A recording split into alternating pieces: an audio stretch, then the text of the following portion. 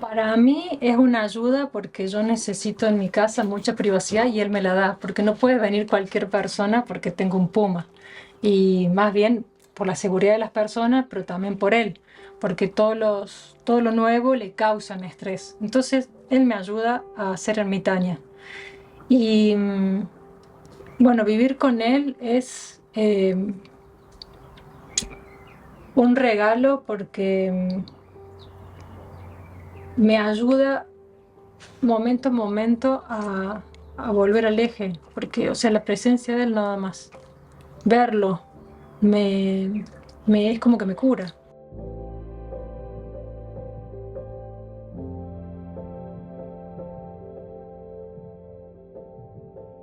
¿Cómo has conseguido llevarte tan bien con él y que él tenga tanta confianza en ti? Y bueno, Estanislao es un milagro, es una excepción, porque los pumas no se domestican ni tampoco promovemos el mascotismo, ¿no? Pero en el caso mío, yo soy su mascota.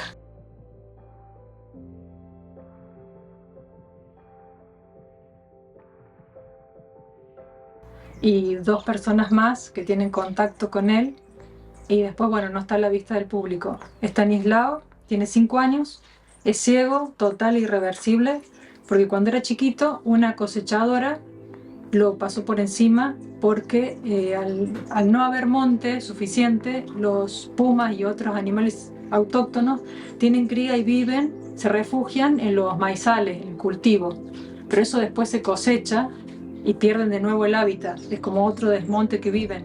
Y hay accidentes, las máquinas que los chocan, o la misma gente que está trabajando ve una cría y los levanta y los condena al cautiverio.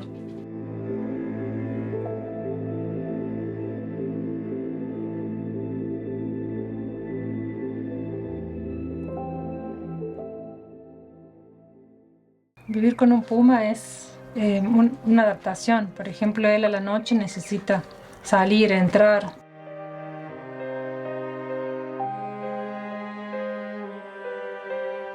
Vení, chico, vení. Vení, vamos fuera. Vamos. Si yo empiezo a jugar, en realidad le empiezo a hacer unos gestos de cacería. Por eso cuando la gente, aunque es ilegal, tiene mascota, puma con mascota, a los 8 meses cuando cambian, digamos, crecen hormonalmente, es cuando la edad que la mamá puma empieza a enseñarles a cazar. Entonces cuando un puma es mascota, a esa edad la persona no sabe y empieza a jugar y en realidad él está garra, garra, mordisco, hasta que pueda hacer garra, garra y pueda hacer un mordisco mortal. Por eso es muy arriesgado tenerlo como mascota. Y es muy, que eso no se domestica porque tiene como mucho contacto con sus propios instintos y es diferente a un león. Por eso digo, Estanislao me adoptó a mí como puma. Tenemos como un espacio en las redes que se llama Enseñanza de Estanislao Monte, que son escritos que me surgen de verlo, qué sé yo, en la posición que está, lo que pienso que él está pensando, o cuando sueña, o cuando está en relación conmigo. Es inspirador. No sé si les causa a ustedes esto, pero es una presencia que sin que haga nada y sin que vea, es inspirador. Entonces, como vivir con él es tener así como, yo pienso como vivir y tener en el patio un pozo de agua de vertiente, una cosa así. Yo siento mi vida privilegiada por los animales, por las tareas, por los chicos que me acompañan, por la misión, pero también por vivir con él. Me hace sentir como una persona que soy cualquiera, pero como importante, no sé, como es un honor cuidarlo.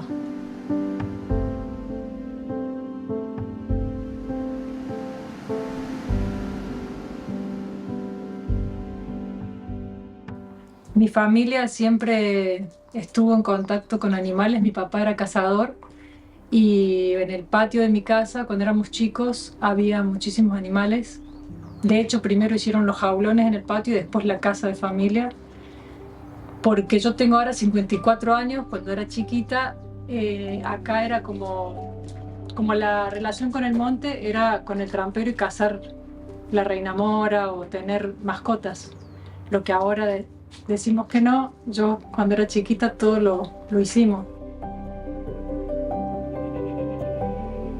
Bueno, mis amigos eran los animales. Yo tenía un zorzal que venía, un zorzal libre que venía, se llamaba Curqueto, y yo hablaba con él, todos los días le daba comida. Así que el patio mío era mi mundo, mi casita de jugar era la rama de un sauce. Después, cuando iba a la escuela, me aburría todo, me aburría lo que decían los chicos, los juegos de los chicos, veía la hora para volver a mi casa con mi perro y con mis animales. Después, bueno, esa dificultad de ese mundo que yo tenía era muy cerrado y, y tenía mucha dificultad para comunicarme con los seres humanos. Entonces ahí surge un diagnóstico de un espectro de autismo que fue lo que me fue llevando y que sigo, digamos, acarreando y superando, pero al mismo tiempo aprovechándolo. Porque, no sé, es algo que me hizo siempre crear un mundo que para mí no fue fuera de la realidad, sino que me ayudó a ver cosas sin permiso ni condicionamiento. Era como un mundo que me salía a creerlo así. Y siempre eso me hizo sentir marginada de los chicos de mi edad o de las etapas de la vida. Yo no sé, no entendí lo que era la adolescencia, cómo la vivían mis compañeros, ni tenía los mismos intereses. Y bueno, elaboré como una sensación que no sé si es cierta o no, pero de poder hablar y comunicarme con los animales, al menos en mi mundo.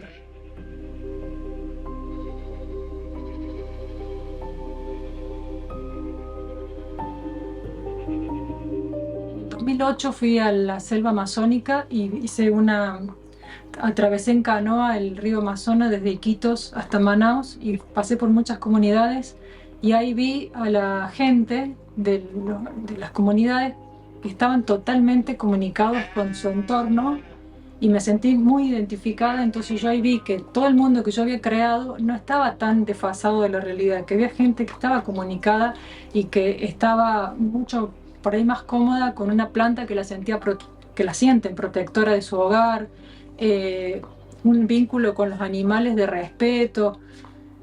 O sea, consumen y comen de los animales las plantas de su alrededor, pero con muchísimo respeto. Y esa conexión que tienen de los 4 años saber nadar y de remar y de que los miedos son otros, no son los mismos que nosotros tenemos, la posibilidad de vivir el presente y de no conocer la ansiedad.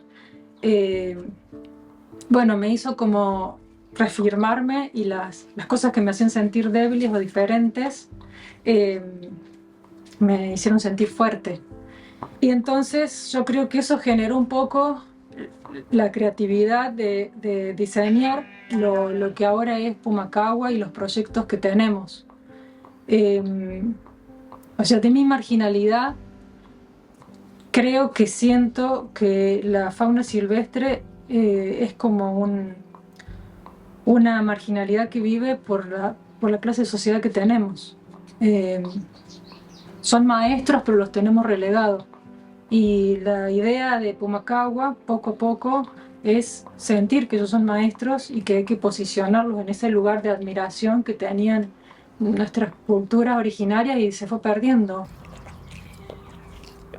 Y sí que tenemos como el alma atada con él, porque cuando me pasa algo, él no se pone bien. Entonces, cuando me pasa algo emocional o me bajoneo o algo, él no está bien. Y yo he llegado a estar enferma y a tener alguna enfermedad o a no estar muy bien y él llega a tener convulsiones. Entonces, si bien está bueno permitirse estar mal, yo como que le aseguro a él que estoy bien o que voy a estar bien. Y es impresionante, no solamente lo he visto yo, sino que las chicas chequean esa dependencia que hay, no sé, de energía entre uno y el otro. Me parece muy impresionante lo que me has comentado, que, bueno, él está ciego, entonces Ha desarrollado más sus bigotes Sí. y tal vez la cola. Parece que tiene otro grado de percepción, ¿no? Y de ahí tal vez viene esa conexión tan fuerte que tiene contigo, ¿no? Porque no solo te ha adoptado como puma, sino que también en parte depende de ti para su supervivencia, ¿no? Sí. De hecho, muchas veces en Navidad o Año Nuevo, en la fiesta, donde acá todavía se usa la pirotecnia, a veces, hay veces que se prohíbe, a veces que se usa. Y bueno, yo me quedo con él y pasamos solo las fiestas para cuidarlo, ¿no? Y porque sí, tiene una dependencia del contacto, de la voz. Cuando llueve y él tiene miedo de los truenos, al ruido, de la lluvia. Eh, yo lo hablo, le pongo ícaros y él se calma. Eh, realmente se calma.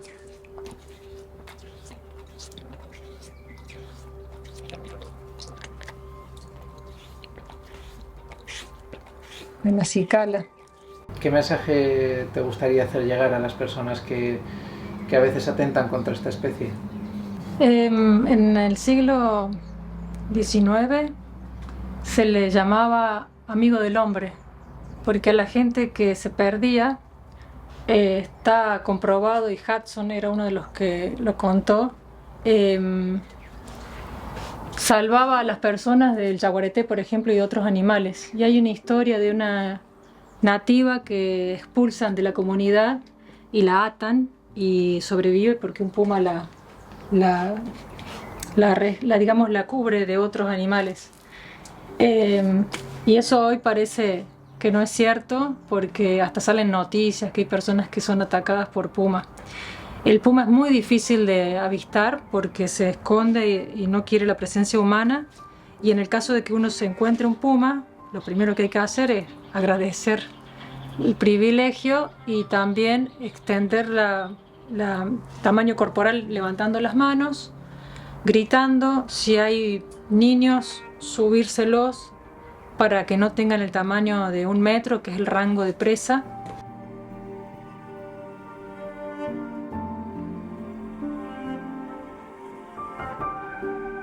También es un animal que lamentablemente se caza, ¿verdad? Sí. En Argentina se practica la caza deportiva, que en realidad no es deportiva, y deberíamos cambiar esa categoría porque es cacería donde vienen extranjeros que pagan $10.000, por ejemplo, y tienen que tener, porque pagaron, el tiro asegurado. ¿Cómo se asegura poder matar un puma si es difícil avistaje? Se lo pone al cazador en un mirador, e incluso hasta con sillas anatómicas, y se lo atiende con bebida, comida, y mientras tanto con el arma está apuntando a un lugar donde hay un puma escondido en una jaulita, donde se le lastiman las patas a propósito para que cuando salga camine mal, o se le da carne muy salada para que vaya sediento y se le pone agua para dirigirlo hacia donde va, o se lo seda con químicos y sale medio atontado. Entonces en un momento le abren la jaulita, el puma camina y se lo mata, se quema ropa por un trofeo. Trofeo es lo que, no sé, en las películas se ve cuando están los reyes y tienen esa alfombra con la cabeza de tigre. Es un trofeo, un pedazo del animal colgado en un clavo en la pared y todavía se usa. Entonces el cazador que mata un puma al otro día se vuelve a su país con el trofeo. ¿Qué pasa?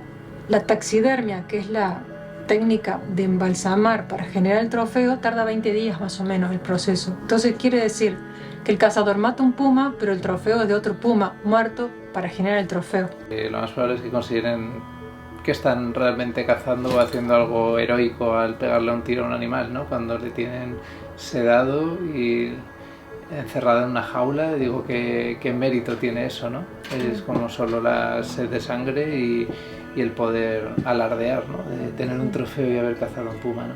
Es una imagen de que ya pasó la historia de sos más hombre porque cazaste un puma. Lo mismo pasa en el campo. A nosotros nos pasó una experiencia, tuvimos que en un pueblo en el sur de Córdoba, 8 adolescentes mataron a una puma a palazos, filmaron y se viralizó, el pueblo enseguida tuvo en manos el video y se reaccionó. La policía fue, bueno, llevaron a los jóvenes y la puma tenía cría, tenía 5 cachorritos.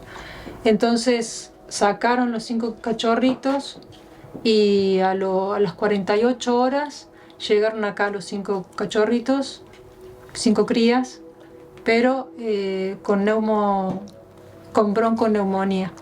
4 murieron a la hora y vivió Talita, que está con nosotros. Talita estuvo un mes casi al borde de la muerte, entonces 2 la cuidábamos, 12 horas cada una hacíamos turno y la sacamos adelante. Al mes, las 2 tuvimos cirugía de mama porque las 2 desarrollamos como células raras en la mama porque el cerebro dijo cría bebé, o sea, el cerebro no distingue bebé puma o de bebé humano. Entonces, a mí la mama izquierda y a la otra la mama derecha. Y bueno, ahí fue donde el médico nos dijo hasta qué punto ustedes quieren salvar a un animal. Porque parece que quieren salvar al animal a costa de la vida. Y yo nunca me había preguntado, porque salvar al animal, no es el precio. Y ahí, en esas noches, a mí me tocaba a las 12 horas de noche, entre sueños, pensé yo, porque en las redes todo el mundo decía que estos 8 adolescentes eran monstruos. Yo dije, no, son víctimas de la cultura que le está diciendo que van a convertirse en hombres, más hombres, si matan a un puma, son más corajudos. Entonces yo les escribí una carta y les dije que los invitaba a conocer nuestra relación con los pumas, que yo peso 50 kilos y puedo manejar un puma vivo y dejarlo vivo, por lo tanto entonces yo soy más hombre que ellos.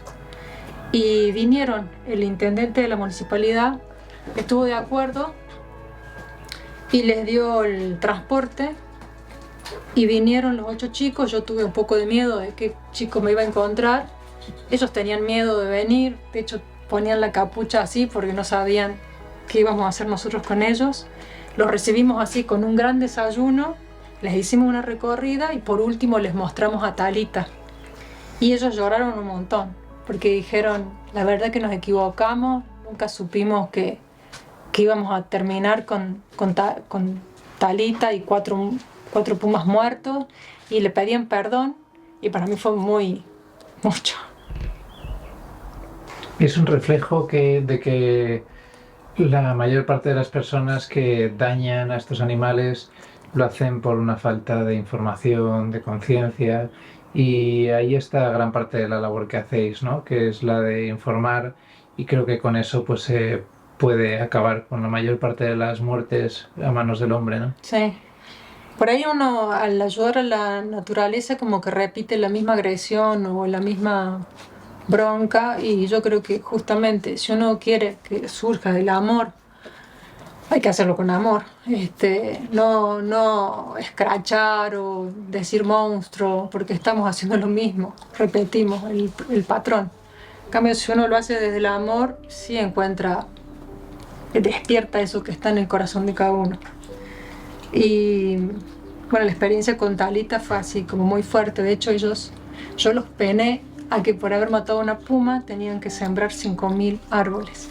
Entonces les di las semillas y crearon un vivero. Y los otros días, esto hace 3 años, el intendente me mandó flores, me mandó fotos de flores de arbolitos que dicen que una de las especies, que es la gaña de perro, prende muy bien, crece muy bien en el pueblo, así que el pueblo se está llenando de esa lagaña de perro, que es una planta autóctona.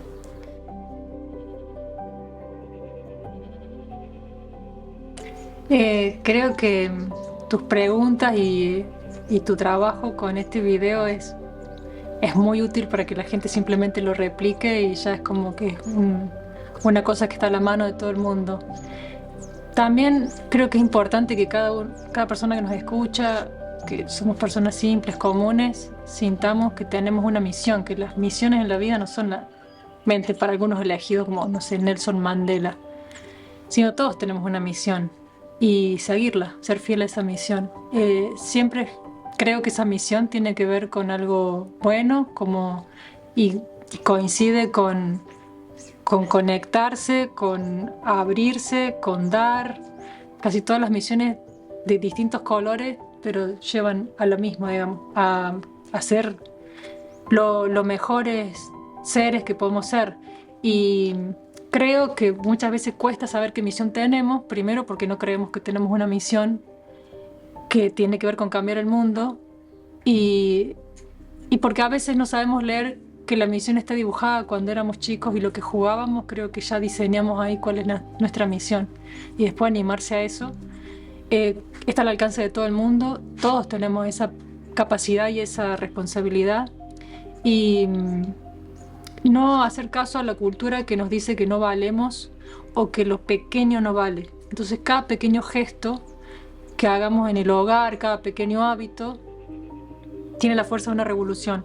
Si nosotros cambiamos hábitos que sean amables con la naturaleza desde nuestra casa, que son cosas sencillas como apagar la luz, cerrar la canilla, dividir la basura, todos estos hábitos que no te representa hacer más trabajo, sino cambiarlos, y sumado a que muchos hagamos esos cambios de hábitos, tienen la fuerza de una revolución. Creo que no se puede perder lo mejor de la vida, que es el entorno.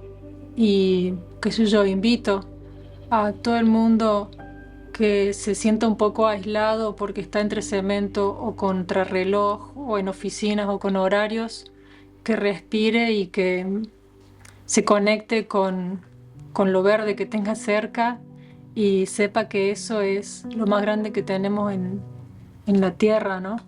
Que no se pierda de eso, que está muy cerca de nosotros la tierra, incluso está cerca hasta del que vive en un piso número 12, porque debajo de los cimientos de ese edificio está la madre tierra. Y bueno, por ahí no creer que podemos vivir sin, sino que somos parte de, y no perderlo, ese disfrute y esa alimentación, que es la verdadera alimentación. Bueno, nosotros tenemos mucha necesidad de que seamos muchos los que ayudamos, por eso decimos que la manada Pumacahua se forma con mucha gente que aporta mensualmente lo que pueda, y lo puede hacer a través de nuestra página web, que es www.pumacahua.org, o enviando un mail a info@pumacahua.org, y es fácil la donación. También tenemos un sistema de padrinazgo, pueden apadrinar animales o pueden simplemente donar mensualmente. También hay gente que puede no solamente donar económicamente, así dinero, sino cosas, como alimento para los animales, o por ahí hay distintas necesidades en distintos tiempos, llamarnos o mandarnos un mail y preguntarnos. Y bueno, así es como seguimos adelante con todo.